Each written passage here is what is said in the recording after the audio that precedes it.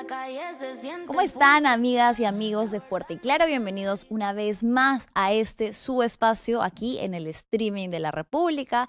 Como todas las tardes, muy feliz de reencontrarme con ustedes. Los acompaño de 3 a 4, Manuela Camacho por aquí, empezando una nueva semana cargada de noticias, una muy importante que ojalá nos permita ya pasar la página con miras al poco tiempo que queda de campaña hacia la segunda vuelta. Antes de empezar el programa, no se olviden que vamos a tener en breves instantes conectado a José Domingo Pérez, pero tengo que darles un anuncio. Si de mamá heredaste lo mejor, entonces debes darle lo mejor. En su mes, dale un celu nuevo con un accesorio de regalo. Además, si eres Movistar Total, tienes hasta un 30% de descuento. Sorpréndela con Movistar. Muchísimas gracias, Movistar. Y ahora sí, lo que estábamos diciendo, finalmente se han presentado, se ha oficializado quiénes son los dos candidatos que pasan a la segunda vuelta. Veamos el cuadro que fue publicado este fin de semana, que ya determina lo que estaba cantado, no solamente por Ipsos, sino que nos estaba arrojando el conteo en tiempo real de OMPE.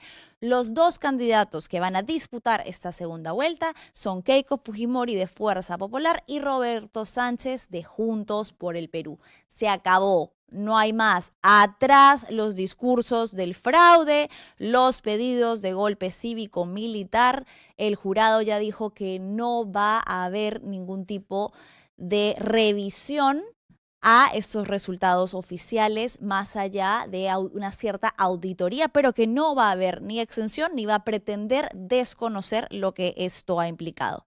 Así que ya con esto en mente, quiero darle la bienvenida a José Domingo Pérez, quien es exfiscal, abogado de Pedro Castillo y forma actualmente parte del equipo de Juntos por el Perú, para conversar un poco sobre cómo cambia esto el panorama y cómo lo toma el partido hacia la segunda vuelta. Señor José Domingo Pérez, ¿cómo está? Muchas gracias por conectarse con Fuerte y Claro. Muy buenas tardes, le agradezco la oportunidad y quedo atento a las preguntas. A ver, empecemos entonces un poco por esto, ¿no? ¿Ya usted cree que con este final canto de que pasa la segunda vuelta se va a acabar todo el tema del fraude sin pruebas, la narrativa que cuestiona los resultados? ¿Cree que van a seguir intentando petardear la democracia? ¿Cómo la ve? ¿O cree que ya finalmente esto tendría que acallar todos esos rumores? Bueno, queda claro de que este retraso para la proclamación de las candidaturas que pasan a segunda vuelta forma parte de todo un plan para deslegitimar la posible victoria que obtenga el candidato Roberto Sánchez en esta segunda vuelta. Ujú. Queda claro también de que el candidato perdedor, Rafael López Aliaga, se va a plegar a lo que es la candidatura de la señora Fujimori, y hay que tener en cuenta de que esta candidatura ha alzado las voces de un golpe militar Sí, democrático, grave. es decir, es bastante grave e intolerante y debería llamarnos a la reprochabilidad de quienes creemos en la democracia. ¿Cómo es posible que se pueda haber permitido no solamente que se hable de un posible golpe militar en nuestro país, sino también de violentar a las autoridades, como hemos visto en las diversas manifestaciones del señor Rafael López Aliaga? Bueno, ese es el lado que la señora Fujimori representa, y que en esta segunda vuelta va a tener que competir contra la opción democrática que representa Roberto Sánchez, y que lo que procura es tener una base ancha de entendimiento con diversas fuerzas políticas democráticas, y eso es lo que en estos días se va a dar a conocer, es decir, los consensos que se han logrado una vez de que ya se han proclamado oficialmente los resultados por el Jurado Nacional de Elecciones. Ujú. En cuanto al equipo de Juntos por el Perú, ¿cómo lo han tomado? Esto además me imagino que ya implica una muy breve campaña hacia la segunda vuelta. Hoy han hecho un anuncio importante en la incorporación del ex canciller Manuel Rodríguez y también de Pedro Franque para el área de la economía del proyecto de Juntos por el Perú. ¿Cambia en algo el panorama? ¿Ya empieza a ser quizás un poco más evidente la estrategia de campaña? ¿Vamos a tener anuncios de nuevos cuadros esta semana quizás? Obviamente, a partir de esta declaratoria formal ya del Jurado Nacional de Elecciones de que Juntos por el Perú, con su candidato Roberto Sánchez, pasan a la segunda vuelta, ya se pueden hacer esta clase de denuncios.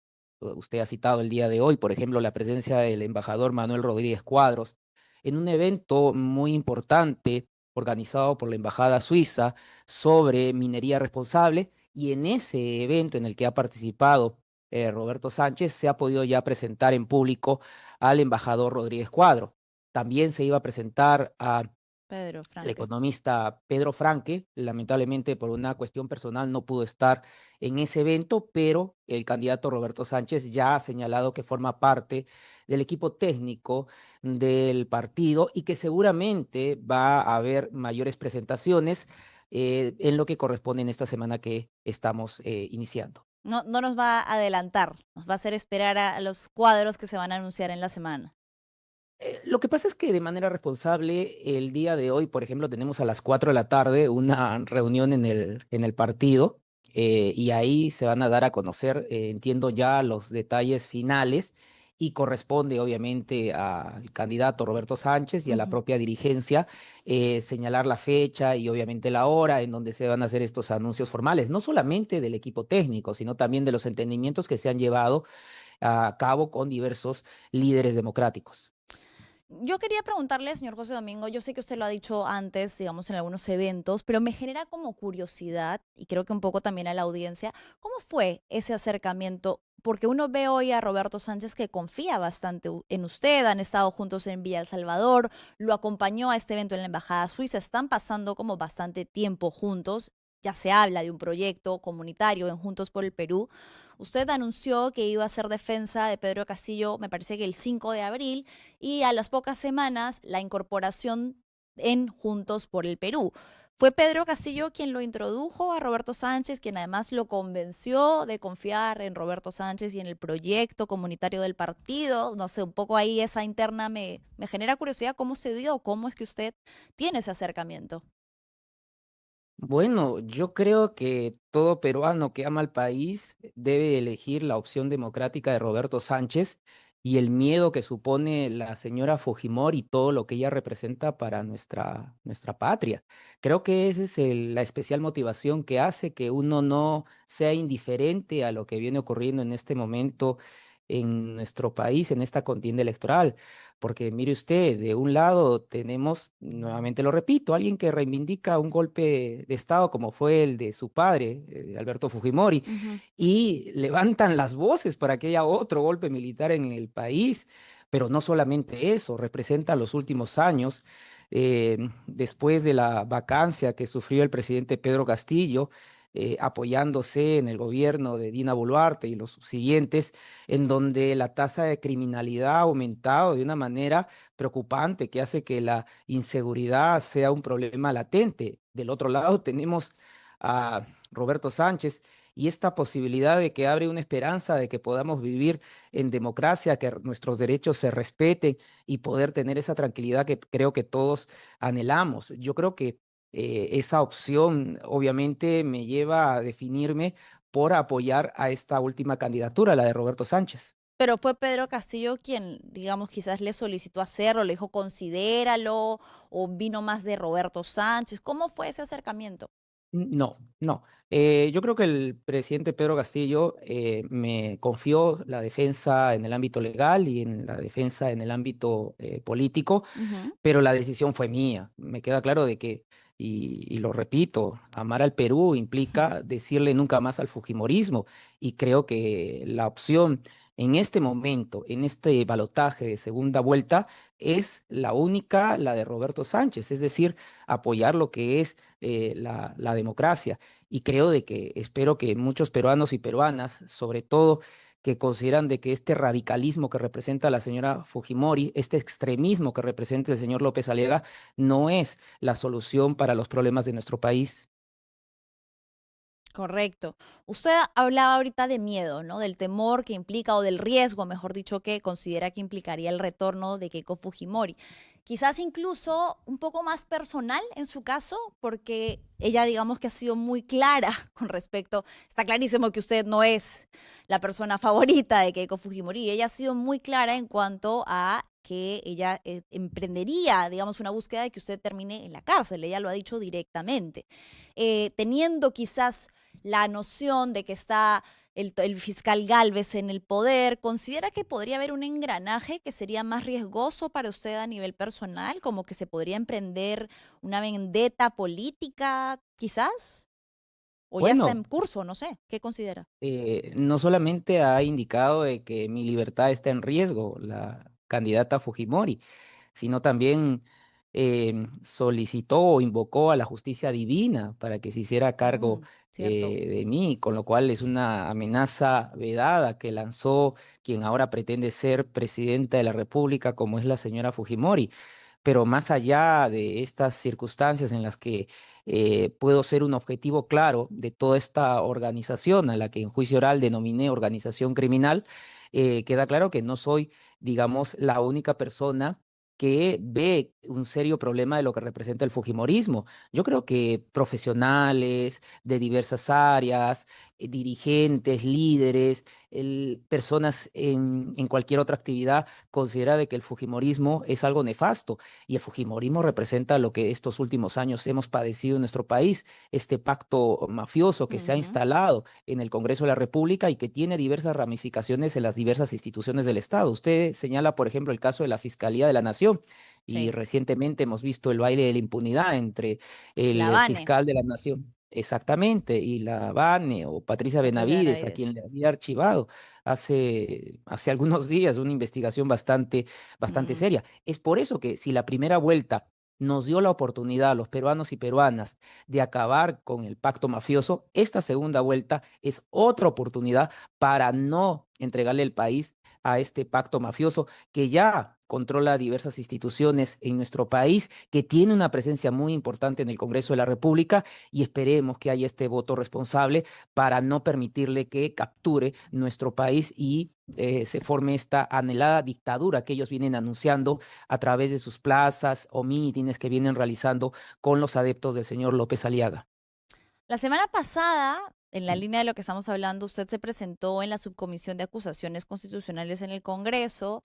Tuvo ahí un pequeño altercado, ¿no? Directamente con el señor Montoya. Quisiera verlo brevemente para que la audiencia tenga un poquito de contexto y luego le volvemos con la respuesta a la pregunta que le voy a hacer. A ver, vamos a verlo, por favor, querido Switcher.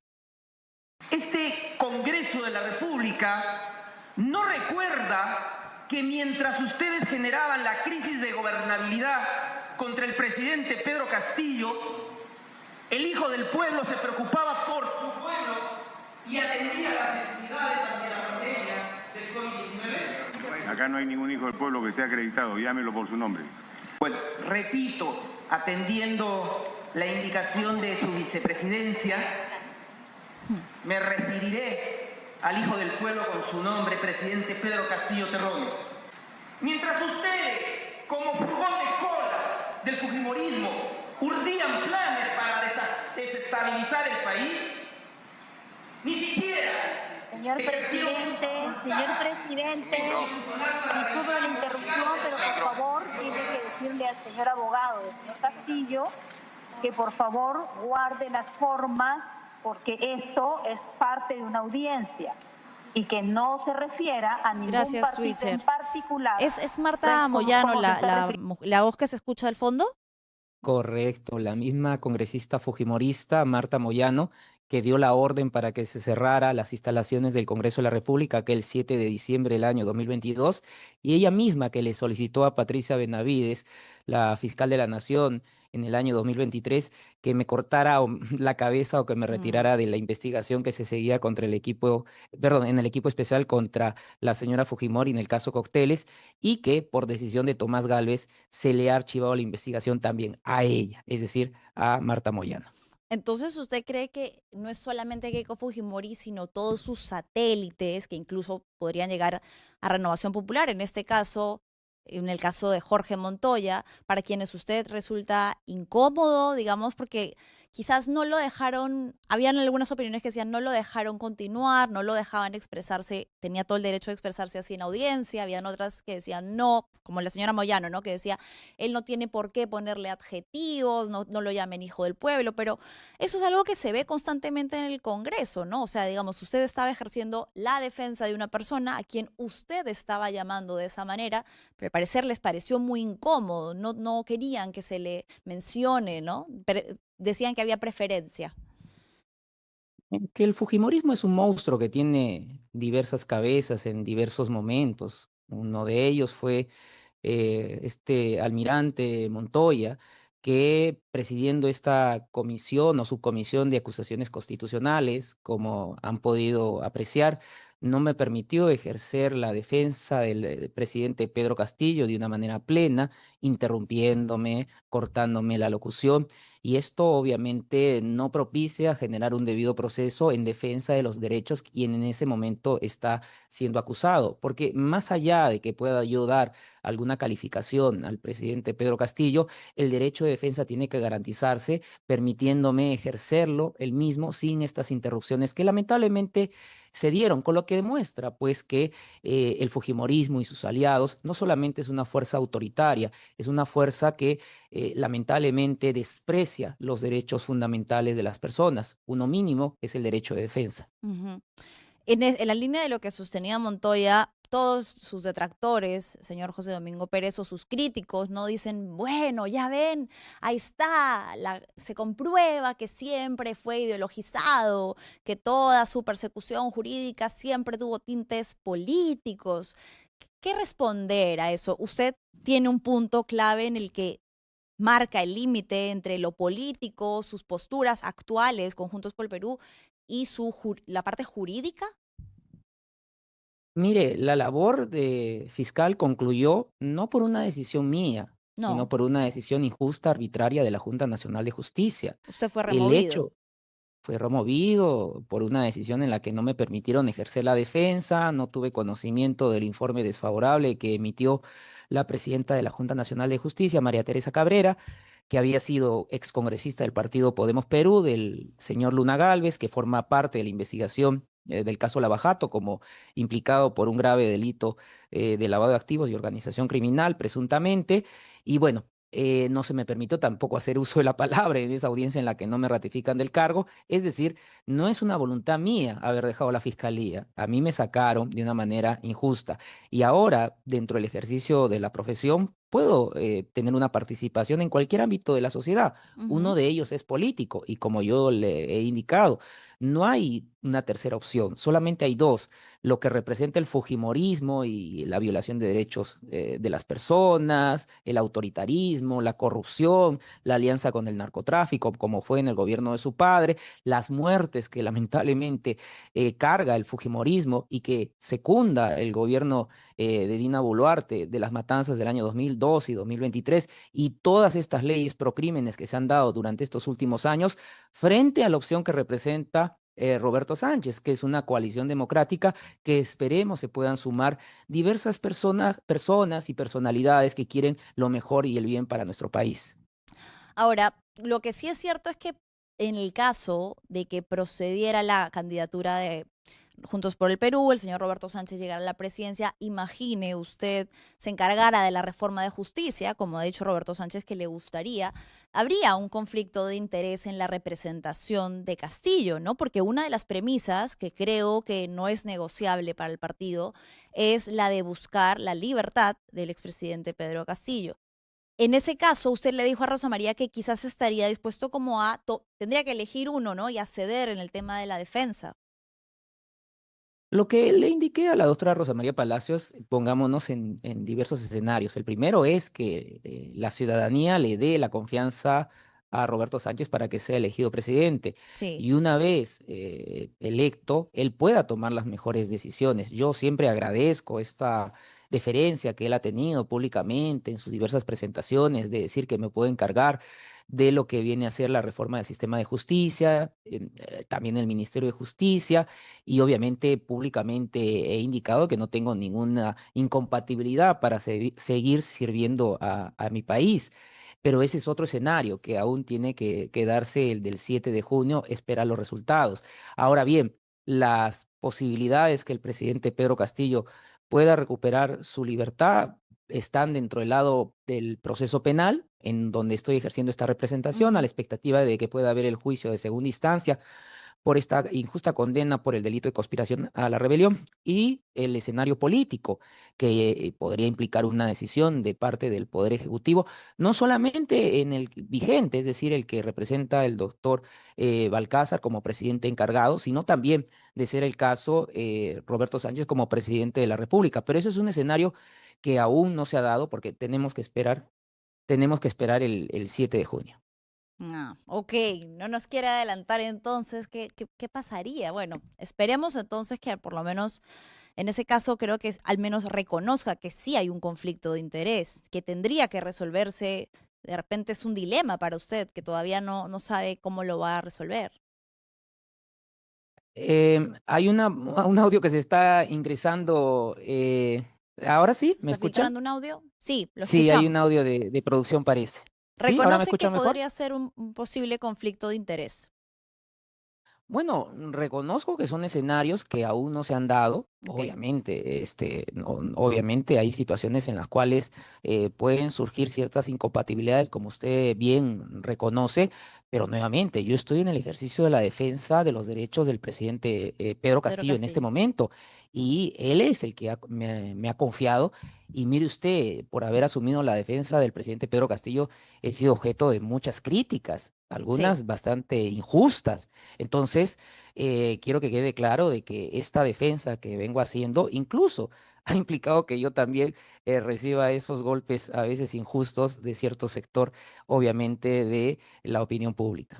Pero no solo golpes, digamos, críticos o en el marco de la opinión, sino que han habido acciones violentas que usted ha denunciado, por ejemplo, de sectores de la prensa que no se caracterizan por defender la democracia, ¿no? No me recuerdo si fue la semana pasada o hace algunas semanas, un episodio en la puerta de su vivienda de mucho hostigamiento a su esposa, que incluso creo que estaba en presencia de su menor hijo. En cuanto a esto, el canal implicado, Willax, dijo que usted había expuesto a los reporteros cuando denunció que había sido una intervención periodística violenta. ¿Usted piensa tomar algún tipo de acción en contra de esto? Porque si esto es solo el comienzo, yo creo que se va a poner mucho peor a medida que vaya avanzando la campaña. Y hay sectores que son muy violentos, hay mucho hostigamiento, acoso quizás de repente cuando quieren ir contra una opción política.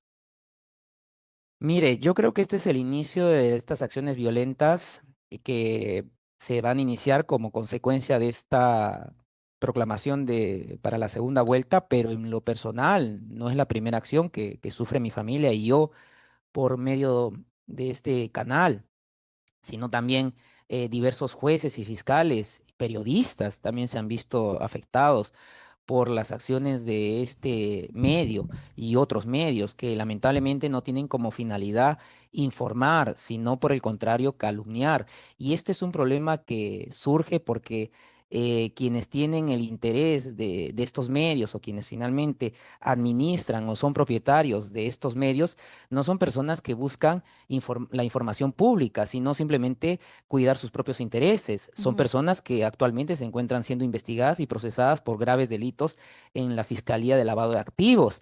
Y a través del uso de estas formas de intimidación, acoso, lo que están buscando es reprimir la actuación que pueden tener jueces, fiscales, periodistas, y en este caso un abogado que simplemente ha levantado su voz contra lo que puede significar el gobierno de la señora Fujimori.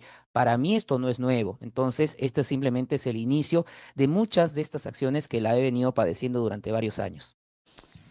Para ir cerrando, quería preguntarle si usted le ha hecho algo al señor Antauro Humala. Se ha referido, pese a que usted no voy a decir que lo había defendido, pero había sido como crítico en hablar de que habían encontrado en Antauro Humala un cuco para generar temor sobre Roberto Sánchez. Y sin embargo, cuando a Antauro Humala le preguntan por usted en una entrevista, él dice que lo ve a usted como un arlequín, que no lo ve como una persona normal, y lo menciona, lo llama incluso como un traidor. ¿Qué le ha hecho a usted a el señor Antauro Humala? ¿Por qué está tan molesto con usted? ¿Qué ha pasado? Bueno, las expresiones de Antauro Humala se acercan más al fujimorismo, porque de esos sectores usualmente me califican de la misma manera.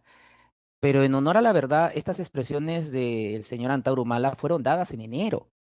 No ha sido recientemente las mismas, e incluso le puedo indicar que en una de las entrevistas en que coincidimos en algún medio antes de la primera vuelta, él me ofreció las disculpas correspondientes y bueno, Ok. entendí que era parte de la desinformación que él también ha recibido, pero esas expresiones las dio precisamente en estos medios que usualmente calumnian y difaman. Ok, entonces puede ser algo que se está como reviviendo para demostrar que hay quiebres al interior del partido, algo por ahí. Bueno, yo diría más bien que el señor Antauro Humala se acerca más al fujimorismo y al porquismo porque utilizan esa forma de atacar a sus adversarios. Interesante.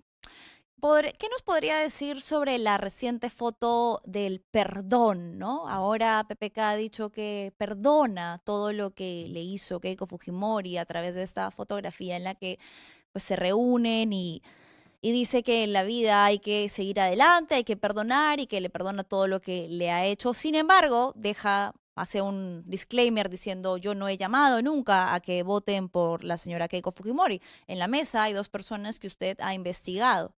¿Qué opinión le merece este nuevo suceso? Mire, la crueldad de la señora Fujimori no tiene límites. Utilizar a la persona de Pedro Pablo Kuczynski, a quien tanto daño ha hecho ella desde su posición de poder en el Congreso de la República, y utilizarlo de esta manera para los fines de la campaña electoral, demuestran la miseria moral que representa dicha fuerza política. Usted debe recordar que en el desayuno electoral de la primera vuelta, incluso ella se presentó al cementerio donde se encuentra enterrado su Sí, padre. con Por sus eso no hijas. es algo con sus hijas, no es algo que nos deba llamar la sorpresa, y por el contrario, sí estar atento de que estas muestras aparentes de moderación no simplemente significan un cambio de actitud, sino es la forma como pretenden engañar a cierto electorado en nuestro país. Claro, ese es un poco complicado, ¿no? Y como usted dice, es mezquino, ha tenido mucho tiempo para buscar a PPK, ha tenido años de años para tener un acercamiento si realmente buscaba el perdón, pero oportunamente la señora Keiko Fujimori siempre resulta muy oportuna con este tipo de demostraciones públicas de afecto. Quizás de repente ¿cree usted un poco temerosa con la crecida de Roberto Sánchez? Seguramente, y por eso no hay encuestas electorales que se difunden últimamente para conocer cuáles son los resultados o por lo menos cuáles son las aproximaciones de la población en esto que representa la segunda vuelta entre la señora Fujimori y Roberto Sánchez. Pero queda claro que, por ejemplo, una palabra del lenguaje de estos adversarios agresivos ha desaparecido en la opinión pública. Ya no se escucha caviares, caviares, caviares, que tanto repetían en los medios como una forma para descalificar al adversario, al oponente o a aquella persona que pudiera pensar distintos a ellos. Ya no los vemos a Miki Torres, a Galarreta, a la propia señora Fujimori, poder estar utilizando este término como un argumento para poder contrarrestar alguna idea distinta a la que ellos tienen. Bien, señor José Domingo Pérez, la población. Usted yo creo que despierta a dos lados. Hay gente que lo quiere mucho, lo respaldan en las calles y está el otro lado que no suele haber un punto intermedio, ¿no? O que lo rechaza y que le expresa también ese rechazo. ¿Qué quisiera decirle usted a las personas hoy que lo estén escuchando, mucha audiencia que se ha conectado sabiendo que iba a estar usted aquí hoy?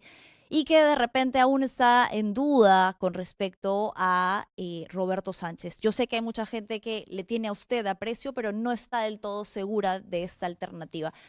¿Qué mensaje les daría? ¿Qué les diría? Que confíen en Roberto Sánchez y esta propuesta que él está tratando de dar a conocer, la muestra de este entendimiento, reconciliación y acercamiento a todos los peruanos y peruanas es la incorporación del embajador Manuel Rodríguez Cuadros, seguramente van a haber otros anuncios en el desarrollo de estos días que vienen de la semana. Es importante no dejarnos vencer por el miedo que representa el fujimorismo y de una vez en esta segunda vuelta poner fin a este pacto mafioso que tanto daño nos ha hecho. Y hay que tomar una decisión responsable, no hay que ser indiferentes. Es por eso que yo decido ingresar a este aspecto de la vida política y dar la confianza a Roberto Sánchez, y espero que muchos peruanos y peruanas también le den. Un respaldo crítico, me imagino, ¿no? En caso hubiese algún indicio de corrupción, usted que siempre ha tenido este como lema de vida, no creo que permanecería en un partido político que tenga estos cuestionamientos. Obviamente, creo que todos vamos a ser vigilantes de la labor que pueda desempeñar Roberto Sánchez y quienes lo acompañen en un eventual gobierno. Lo que no queda dudas es la señora Fujimori y el grupo que ella encarna en eso, por experiencia, por la labor que he desempeñado durante algunos años, investigando qué es lo que significa el Fujimorismo. A mí no me queda dudas que más bien ella representa lo más nefasto para nuestra sociedad y aquello que probablemente no podamos volver a retornar, que es la democracia. Bien, bien, muchísimas gracias José Domingo Pérez por su tiempo. Me imagino que entonces los iremos viendo en esta semana ya un poco más de estrategia de Juntos por el Perú. Se viene campaña políticas, van a ir, digamos, a diversas regiones. ¿Usted va a acompañar a Roberto Sánchez? Sí, ayer estuvimos en Villa El Salvador, Villa El en Salvador. un meeting en el que pude acompañar a él, a la plancha presidencial, y esperemos que en estas semanas que vienen, aunque no son muchas, poder cubrir gran parte del territorio nacional. Bien, muchísimas gracias, señor José Domingo Pérez. A usted, gracias. Bueno, lo he dicho, pues todavía hay un trecho corto que recorrer, pero al menos ya se sabe que las dos opciones están definidas. Hay un cuestionamiento sobre el tema del conflicto de interés, que creo que es lo que más se le ha preguntado, en cuanto a encabezar la posible reforma del sistema de justicia en un eventual gobierno de Roberto Sánchez, que no es compatible con ejercer la defensa del expresidente Pedro Castillo. Es así, es una realidad. Ha dicho que pues es un supuesto aún, que habría que verlo. Y bueno, lo otro que también le hemos dicho es que es importante que ningún endose sea absoluto, ¿no? Que siempre haya un respaldo crítico, sobre todo por lo que José Domingo Pérez ha representado a lo largo de su carrera y de su trayectoria, ¿no? La persecución de casos de corrupción, sobre todo en el poder, y que de darse, entonces le hacíamos la pregunta, ¿usted abandonaría el proyecto si hubiese algún tipo de indicio de esto? Ha dicho que sí. Lo guardemos el clip, en todo caso, como siempre decimos, para ver qué puede suceder en el futuro. Tenemos comentarios de la audiencia para José Domingo Pérez. A ver, Roger nos dice, buenas tardes Manuela, qué gran invitado y qué buen programa se viene. Gracias querido Roger por estar aquí siempre. A ver, María dice, todo trabajo es respetable, el doctor Domingo no está cometiendo ningún delito, simplemente está trabajando. Ya no pertenece al sector público, tampoco se hagan los ilustres. ¿Y la K qué cometió? ¿Está libre? Sí lo está. René dice, defendiendo al golpista y corrupto Castillo, perdió credibilidad. Ruth dice, Keiko Fujimori fue una desalmada con su propia madre.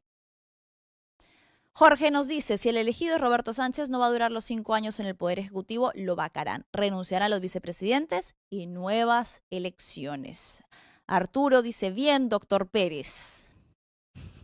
Yo se lo decía, es una persona que despierta, gracias chicas, como pasiones que no son ambiguas, no hay punto medio. Hay personas que quieren y respaldan a José Domingo Pérez y hay personas que lo detestan. Y creo que si es que habría que hablar de un punto medio, están quienes dicen estar decepcionados de que haya asumido la defensa de Pedro Castillo. Hay un sector de la población que lo respaldaba y ha dicho que lo que decía este comentario, ¿no? Que les parece que ha perdido la credibilidad. En fin. A ver, vamos a leer la mención que tengo que darles. Desde hoy el Popular trae el nuevo coleccionable Cocina Fácil con pollo, con recetas prácticas, juegos y sorpresas para toda la familia. Conozcamos más en el siguiente video. Con arroz, en guiso o a la brasa, variedad y tu rico sabor de casa. se luce y resuelve sin esfuerzo. Es el pollo que te salva el almuerzo. Nuevo coleccionable Cocina Fácil con Pollo.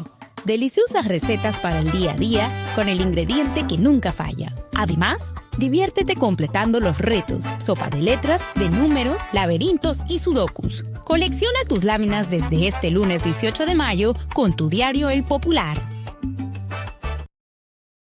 Bueno, y lamentablemente todos estos retrasos en el conteo de OMPE y el Jurado Nacional de Elecciones hacen que el tiempo que queda hasta la segunda vuelta, hacia las elecciones de segunda vuelta, sea muy corto y probablemente no alcance para abordar todos los temas que la ciudadanía debería exigirle abordar a los candidatos que pasan a la segunda vuelta. Uno de ellos, dentro de la amplia gama de temas importantes que conciernen a la ciudadanía, es el tema de la minería ilegal, porque este tipo de economía ilegal trae consigo una serie de problemáticas de arrastre también. De hecho, uno de los que más preocupa a la ciudadanía hoy por hoy, que es la inseguridad, también guarda relación, además de trata de personas, narcotráfico, sicariato y una larga lista de etcéteras que tienen relación y tienen base en la problemática de la minería ilegal. Hoy tenemos un invitado especial, quien es César Ipenza, abogado ambiental y miembro del Observatorio de Minería Ilegal, que ha hecho un análisis de qué es lo que propone cada uno de los dos partidos que pasan a la segunda vuelta y si es que realmente alguno tiene un compromiso con la erradicación de este problema de arrastre. César está ya conectado con nosotros. Sí.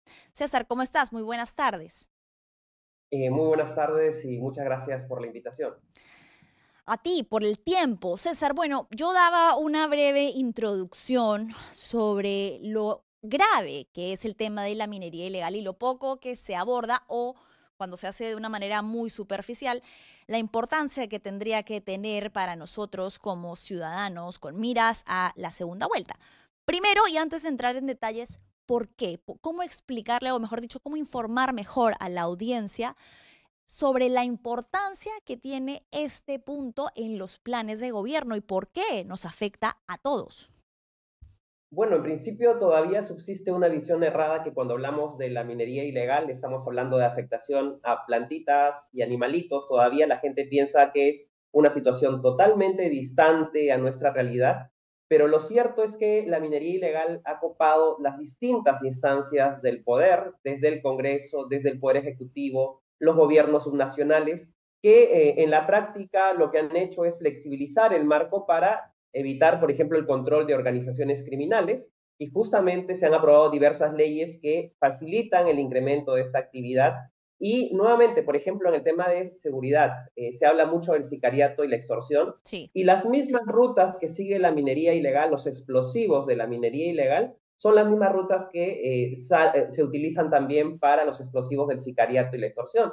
Todos los explosivos ingresan de contrabando desde Bolivia, y obviamente se dice que van para la minería ilegal, pero también luego terminan siendo utilizados para extorsión y sicariato. Siguen una ruta larga desde Puno, Arequipa, la costa sur, ¿no? Y van por Lima, y obviamente, así solo planteamos cifras, por ejemplo, el año 2025 la minería ilegal ha movilizado 11.500 millones de dólares.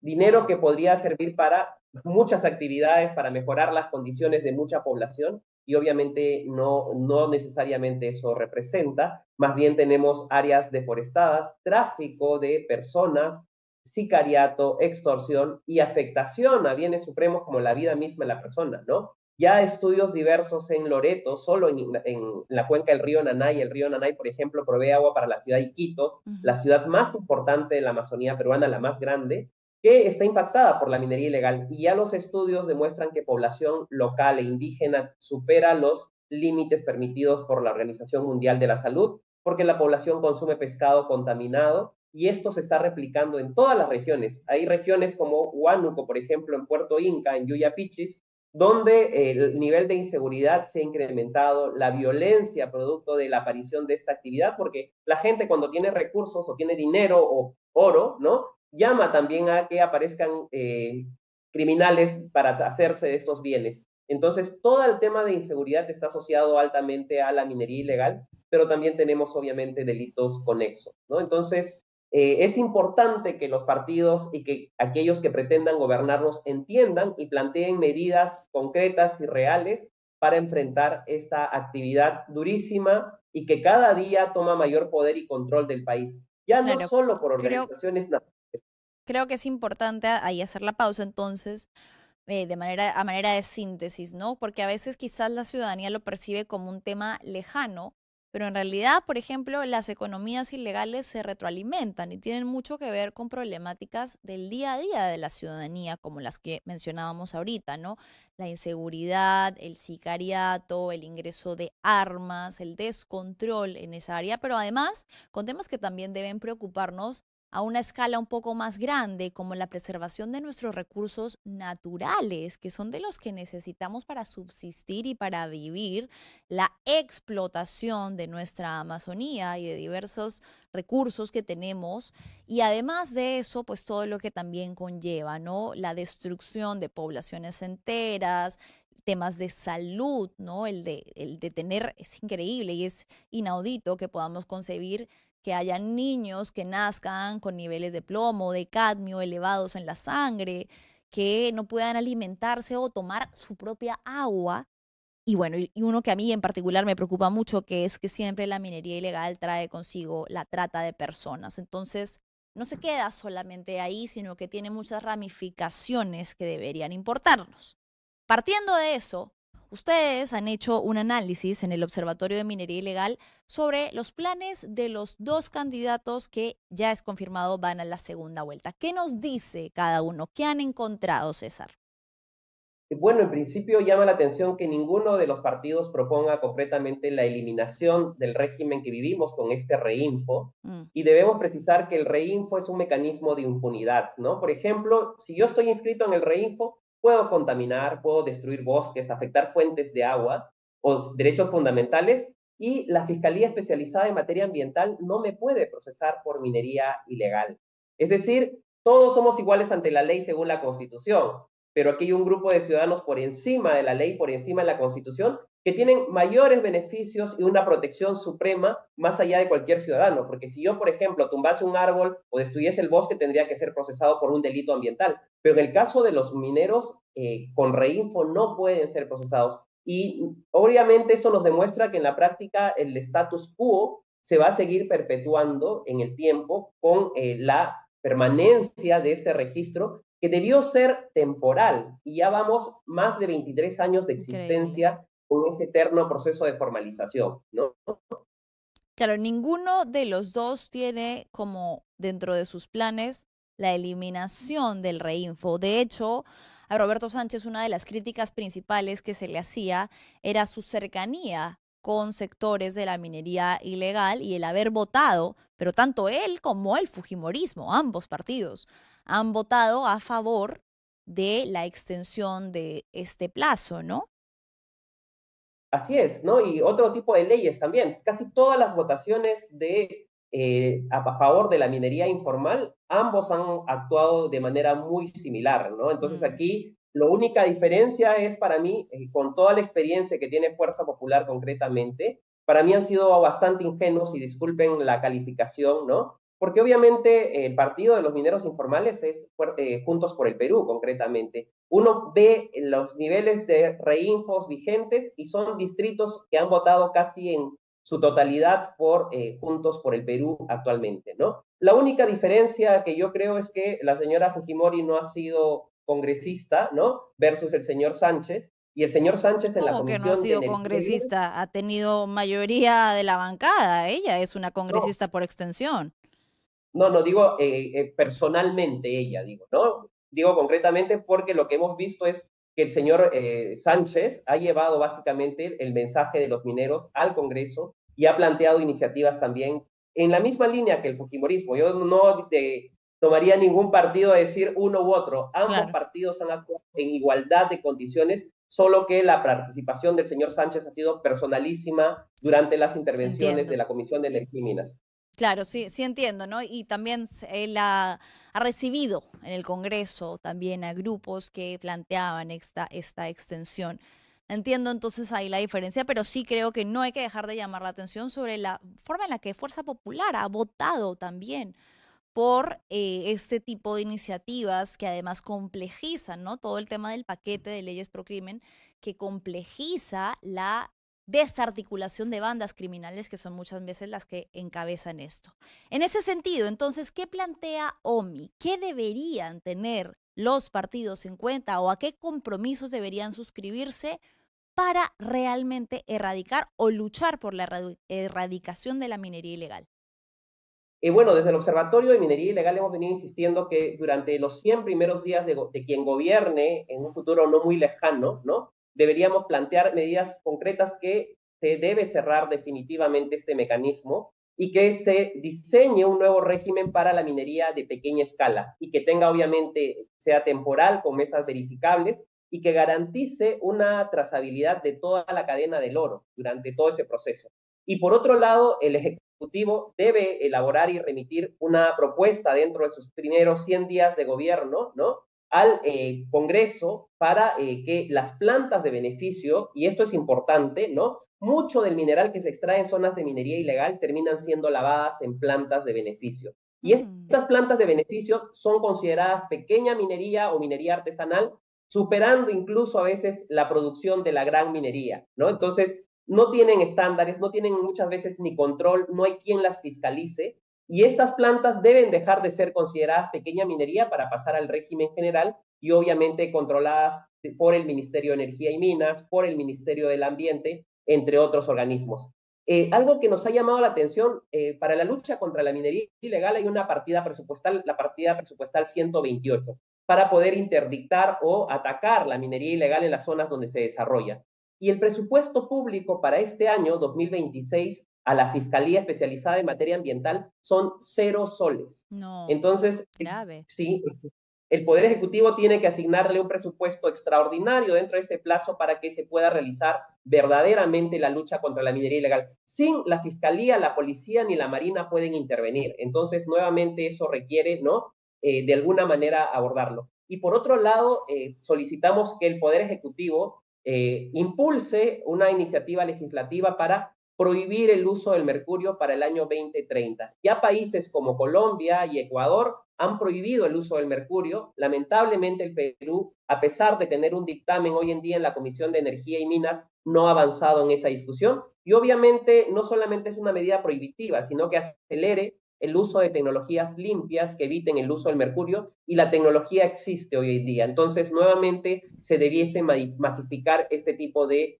herramientas. Y por otro lado, para resumir, son 10 propuestas largas, pero en resumen, hemos visto cómo la corrupción se ha instaurado a todo nivel.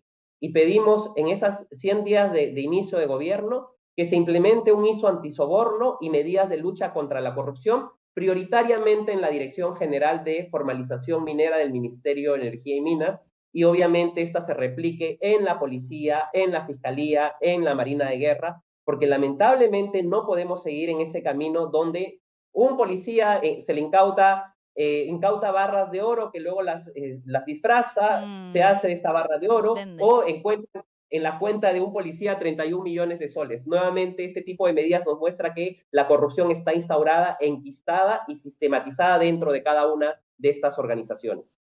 Bien, César, te agradezco muchísimo. Se nos ha ido volando el tiempo. Es un tema sin duda más amplio del que quizás podríamos llamar a las personas para que conozcan un poco más sobre lo que hacen en el Observatorio de Minería Ilegal, para darle la extensión que no tenemos aquí. ¿Dónde podrían conocer estas propuestas? Pueden buscarnos en cualquier buscador, el Observatorio de Minería Ilegal, y ahí además a través de todas sus redes publicamos estudios, análisis, propuestas, y creo que todos los ciudadanos, para poder ejercer correctamente nuestra ciudadanía, tenemos que informarnos y obviamente votar en base a ello, ¿no? Entonces los invitamos a visitarnos a través de nuestras diversas redes del Observatorio de Minería Ilegal. Muchísimas gracias. A ti, César, muchas gracias.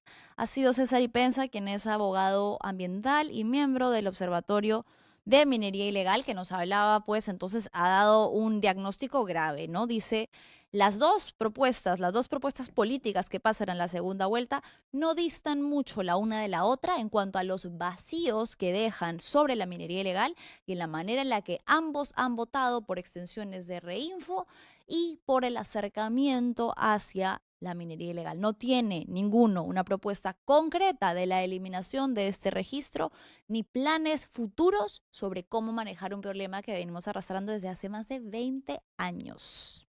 Bien, antes de despedirme, quiero darles un recordatorio. Si de mamá heredaste lo mejor, entonces debes darle lo mejor. En su mes, dale un celu nuevo con un accesorio de regalo. Además, si eres Movistar Total, tienes hasta un 30% de descuento. Sorpréndela con Movistar. Muchísimas gracias. Hoy terminamos un poquito antes, no sin agradecerles cada tarde el habernos acompañado. Los comentarios nos los guardamos para mañana, les prometo.